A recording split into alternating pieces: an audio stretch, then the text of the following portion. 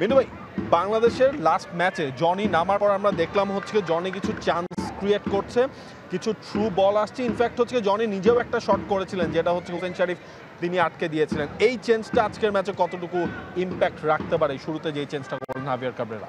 আমরা অ্যাকচুয়ালি যে ফরমেশন এবং সিস্টেমে প্লেতে খেলি, এখানে ওয়াইড মিডফিল্ডার যারা খেলে, লাস্ট ম্যাচে কাজেম কিরমানি শুরু করেছিল এবং অপোজিট সাইডে ছিল হচ্ছে সোহেল রানা, পিছনে ডায়মন্ডের নিচে হচ্ছে হৃদয় এবং ডায়মন্ডের মাথাটা হচ্ছে অ্যাকচুয়ালি মোরসালিন। তাহলে মোরসালিন হচ্ছে নাম্বার 10 পজিশনের প্লেয়ার, তার মানে he is the link player in attacking play, main option. তারপরের অপশানগুলো হচ্ছে যে ফ্ল্যাঙ্ক অপারেট করা। সো জনি যখন আসছিল, অ্যাকচুয়ালি জনি তার যে সামর্থ্য, তার যে অ্যাকচুয়ালি ক্যাপাসিটি, সেটা হচ্ছে যে হি ক্যান রান। আপনি যখন এমটি স্পেস থাকবে, সেই স্পেসটা আপনাকে সামটাইমস ক্যাপিটালাইজ করতে হবে, এবং জনি কিন্তু সেটাই করছিল, স্পেসে বল নিচ্ছিল এবং সে ছিল তখন ফ্রেশ লেগ।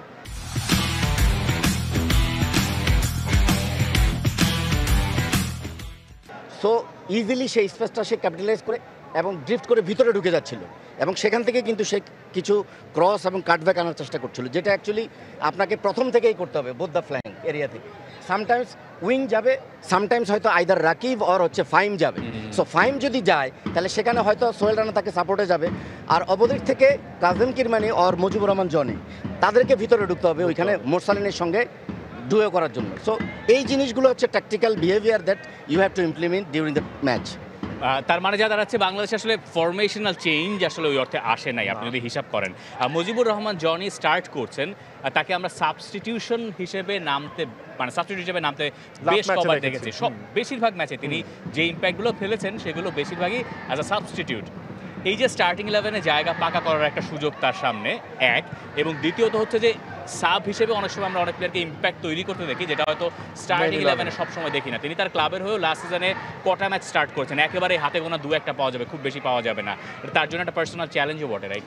দেখেন, এই জায়গায় হচ্ছে জনিকে প্রায়োরিটি দেওয়ার পেছনে আরেকটা রিজন হচ্ছে হাভিয়ার কাবরেরা, সেটা হতে পারে জনি কিন্তু প্রেসিংয়ে খুব ভালো, এবং মিডফিল্ডে মিন্টু ভাই একটা জিনিস আছে না, যে ডার্টি ওয়ার্কগুলো যে মিডফিল্ডার করতে পারে, সেই জায়গায় শুরু থেকেই আসলে সেই অ্যাডভান্টেজটা কাজে নিতে চাচ্ছেন হচ্ছে হাভিয়ার কাবরেরা। কারণ লাস্ট ম্যাচে যখন জনিকে পরে নামানো হলো, আলটিমেটলি কিন্তু আপনার কোনো লাভ হয়নি। সুতরাং যেই অপশনটা, সেটা হচ্ছে আগে ইউটিলাইজ করতে যাচ্ছে। এখন জনি সেটা কতটুকু ক্যাপাবল সেটা নেওয়ার জন্য, বা সেটার সাথে কতটুকু মানিয়ে নিতে পারবে, সেটাই মনে হয় একটা বড় চ্যালেঞ্জ। আমি একটু এর সাথে যোগ করে দিই মিঠু ভাই, আগের ম্যাচে আমার কাছে পার্সোনালি মনে হয়েছে যে মিডফিল্ডে বাংলাদেশ একটা রানার কম। হ্যাঁ, মানে মিডফিল্ডে বারবারই বাংলাদেশ আউট নাম্বার হয়েছে, মিডফিল্ড কাজ করছে না, এবং ওই যে রানারটা এবং ফিটনেসের একটা ঘাটতি মনে হচ্ছে। যেখানে 1 বছর পর মালদ্বীপ ম্যাচ খেলতে নেমেছে, উল্টো মনে হচ্ছে বাংলাদেশের প্লেয়াররা টায়ার্ড। এইটা কি আপনার চোখে এরকম মনে হয়েছে? অবভিয়াসলি, কারণ হচ্ছে যখন আপনি প্লে আউট করতে চাবেন পিছন থেকে, প্রতিপক্ষ দল যদি আপনাকে প্লে আউট করতে না দেয়, তাহলে আপনার সেকেন্ড অপশন কি, প্ল্যান বি কি? ডেফিনেটলি প্রতিপক্ষ যখন প্রেসিং করছে বা হাই প্রেসে আসছে, তার ব্যাকলাইন কিন্তু হাই ব্যাকলাইন, তার মানে স্পেস কোথায়? এখন স্পেস হচ্ছে ডেফিনেটলি ব্যাকলাইনের পিছনে। তাহলে সেখানে যদি সামটাইমস কখনো কখনো যদি আপনি প্লে আউট থেকে কোনোভাবে কনসলিডেশন ফেজ, বা আমরা যেটাকে প্রিপারেটরি ফেজ বলি, মিডফিল্ডে বলটা আনতে পারেন, দেন অ্যাকচুয়ালি সামটাইমস নাম্বার 9, আমাদের যেহেতু নাম্বার 9 নেই, আইদার ফাহিম অর রাকিব একজন ড্রপ করতে পারে, মোরসালিন থার্ডম্যান হিসাবে রান করতে পারে to receive the ball behind. কারণ তখন অ্যাকচুয়ালি প্রবলেমগুলো অ্যারাইজ করে ব্যাকলাইনের জন্য। কারণ আপনি যদি প্রতিনিয়ত শুধু রাকিবকে এবং ফাহিমকেই টার্গেট করেন, তখন তারা সেটা বুঝতে পারে যে এই দুইটা ম্যানই অ্যাকচুয়ালি রান করবে। তার মানে হচ্ছে পিছন থেকে, যেটা আপনি রানারের কথা বললেন, রানার জোন থেকে থার্ড ম্যান হিসেবে রান করলে then difficulties will arise, either central back they will defend it, or holding midfielder প্রতিপক্ষের যে আছে তাকে ট্র্যাক করতে হবে। So problem will arise for them also. আচ্ছা, এবার একটু মাঠের পরিবেশ পরিস্থিতিতে আসি। আমার ঠিক ওপাশ থেকে বেঁচে গেলাম, বলটা এসে একদম গায়ের পাশ দিয়ে ঘেসে চলে গেছে। যাই হোক, স্টেডিয়ামের ঠিক ওপাশটায় গ্যালারি মারতে শুরু করে দিয়েছে, এবং ঠিক আমাদের এই পাশটায় সাফজয়ী মেয়েরা হাজির হয়ে গেছেন, তারাও আছেন। বাংলাদেশের জন্য এটা একটা ইন্সপিরেশন হিসেবে কাজ করতে পারে কিনা? এই মাঠে তো হচ্ছে বাংলাদেশ গেল বছর যে হোম ম্যাচগুলো খেলেছিল, সেখানে এই জিনিসগুলো কিন্তু কাজে দিয়েছিল বাংলাদেশ। আপনি মনে করে দেখেন, মালদ্বীপের সাথে ম্যাচ, আফগানিস্তানের সাথে ম্যাচ, এরপর যখন এবার আসলো তখন এই জিনিসগুলো ওইভাবে আসলে কাজ করে নাই। বাংলাদেশ ম্যাচটা হেরেছে, এরপরও স্টেডিয়ামের এনভায়রনমেন্টে কিন্তু তাদের একটা বাড়তি প্লাস পয়েন্ট। আপনি মেয়েরা এসে, ইনফ্যাক্ট ওই জায়গাটা আপনি দেখছেন সবাই কিন্তু বাংলাদেশ বাংলাদেশ স্লোগান দিচ্ছে। এরপর তো আসলে ফুটবলারদের আর কিছু চাওয়ার থাকতে পারে না তাদের পারফর্ম করা ছাড়া।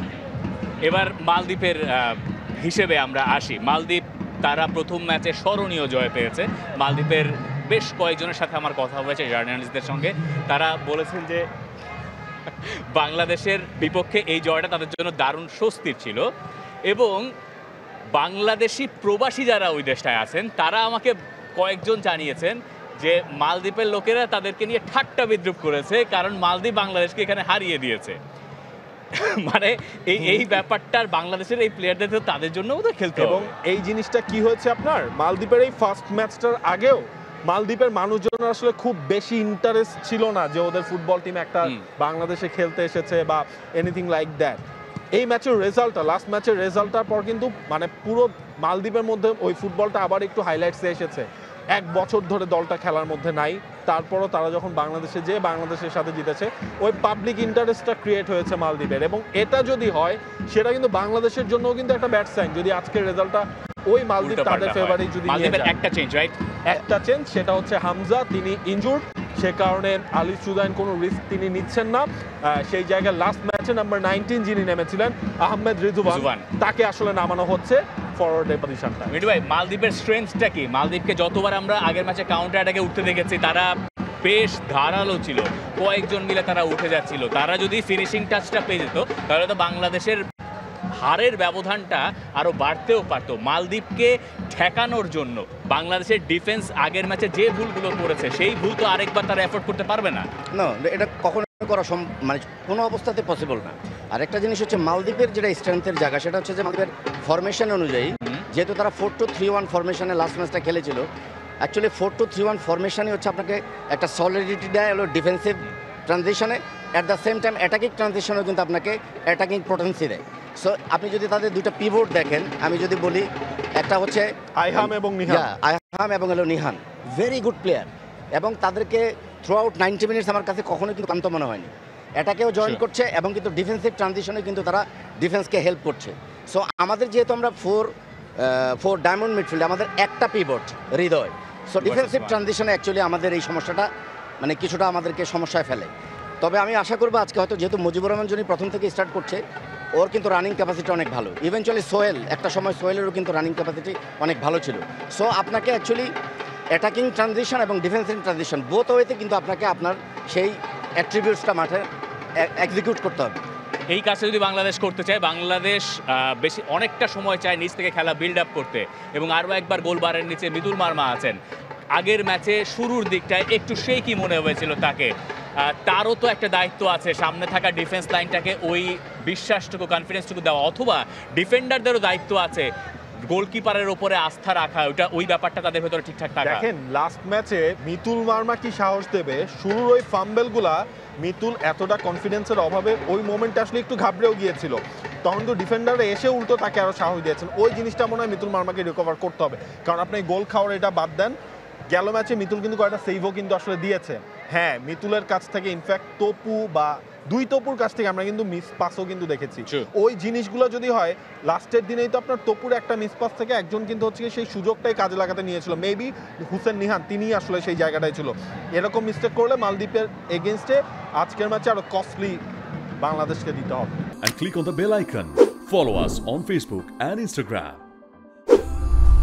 Download T-Sports app to enjoy exciting games and highlights. Visit tsports.com.